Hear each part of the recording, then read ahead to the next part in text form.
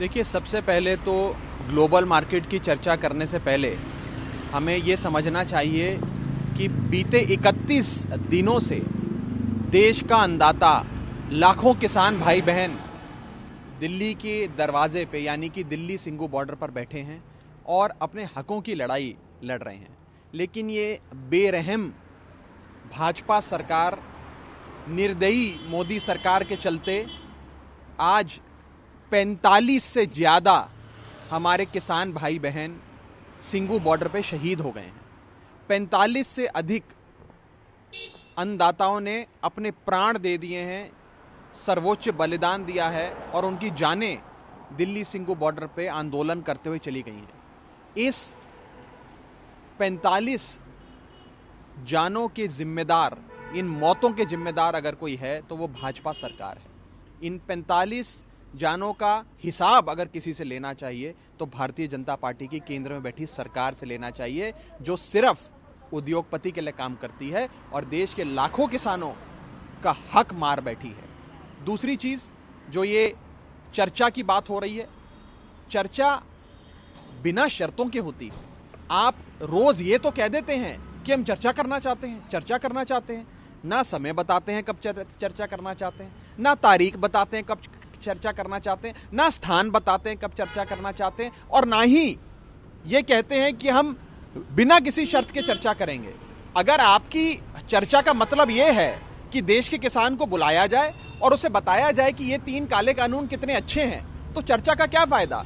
चर्चा तो बिना किसी कंडीशन के होती है। अगर अनकंडीशनल चर्चा हो, समय और डेट बताकर चर्चा हो, तो शायद देश का किसान उस चर्चा को स्वीकारे। लेकिन ये सब केवल ढकोसले हैं, ये सब बकवास है, झूठ है। और मैं स्पष्ट कर दूं, भाजपा सरकार का इस समय एक ही लक्ष्य है कि किसान को निराश करो, थका दो और भगा दो। निराश करो, थका दो, भगा दो अभियान देश के किसान के प्रति भाजपा सरकार चला रही है। उसके बाद किसान यूनियन और किसान ने कहा कि उन्हें बिल या ये कानून वापस नहीं लेगी। साथ ही उन्होंने कहा कि अब वो लंबी लड़ाई के लिए तैयार है। देखिए, आज से पहले मुझे लगता है मोदी जी का कभी भी इस प्रकार से इतने बड़े आंदोलन का सामना उन्होंने नहीं करा, और उन्होंने हमारे देश के किसान के हौसले को बहुत कम आंका है। वो ये जानते नहीं है कि इस देश का जो अन्नदाता है उसका निश्चय इतना दृढ़ है, वो मानने वाला नहीं है। अपने हकों की लड़ाई तब तक लड़ेगा जब तक ये 3 काले कानून वापस नहीं हो जाते हैं। और मैं ये कहना चाहूँगा मोदी जी से और देश की सरकार से कि यदि आप इस अहम की लड़ाई को छोड़ दें, अगर आप देश के किसान की बात को मान लें, तो इसमें बुराई क्या है? आज हम ये ना सोचें कि देश की सरकार से कोई गलती नहीं हो सकती है।